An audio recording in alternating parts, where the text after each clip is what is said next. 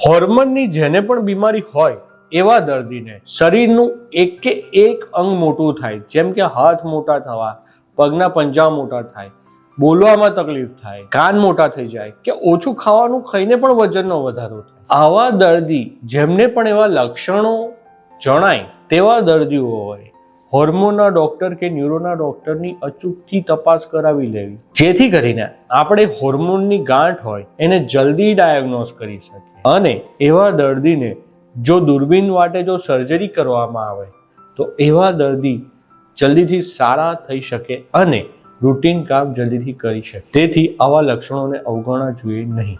હું સ્પેશિયલ ક્રાઇટેરિયાથી હું સિગ્નેચરથી આવું છું. મને 4 તારીખના રોજ ધોર પટેલ સર મારી નજીકની આઈમોર હોસ્પિટલની અંદર મને મળ્યા. મેં એમને એક તારીખ કમ્પ્લીટ કરી કે મારા મગજમાં બ્રેનમાં એક નાનો દુખાવો થાય છે અને મારા હાથના અગના શરીરના અંગો હોર્મોન્સમાં બહુ જ વધે છે. એમણે મને સંદેશા આપ્યું MRI સ્કેન કરવા માટે અને એ કરાવવા માટે 4 તારીખે એનો ડાયગ્નોઝમાં ગયો અને કરાવ્યો. બીજા દિવસે એમણે તપાસ કરી અને એ સ્કેનની અંદર મારા 75 માઇન્ડની અંદર એક ટ્યુમર આવી જે સરે ડિટેક્ટ કરી અને એમણે મને સુરત આવવા માટે સજેસ્ટ કર્યું કે તમે એકવાર સુરત આવો. સુરતની અંદર અડાજણ વિસ્તારમાં આવીને ખૂબ જ સુંદર મલ્ટી સ્પેશિયાલિટી યુનાઇટેડ ગ્રીન નામની હોસ્પિટલની અંદર બહુ 8 તારીખે એડમિટ થયો.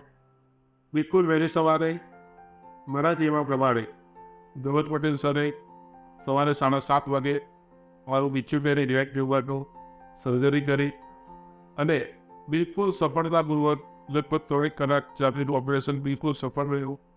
એના મને ICUમાં રાખવામાં આવ્યો અને બીજા દિવસે સવારે એમણે મને તપાસ કરી અને બિલકુલ સફળતાપૂર્વક ઓપરેશન મારી સર્જરી સફળ થઈ ગઈ.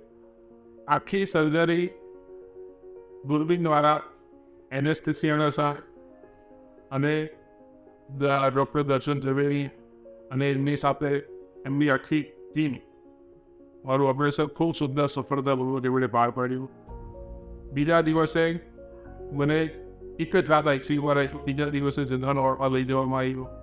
જનરલ વોર્ડની અંદર પણ એમની આખી નર્સિંગ ટીમ, હોસ્પિટલના મેડિકલ ઓફિસર, હોસ્પિટલના વોર્ડ બોય તમામે ખૂબ જ સુંદર રીતે મારી સારવાર કરી અને આજે હું લગભગ 4 દિવસ અહીંયા વિતાવ્યા પછી 5મા દિવસે આજે બધા અહીંયાથી ડિસ્ચાર્જ મળે છે.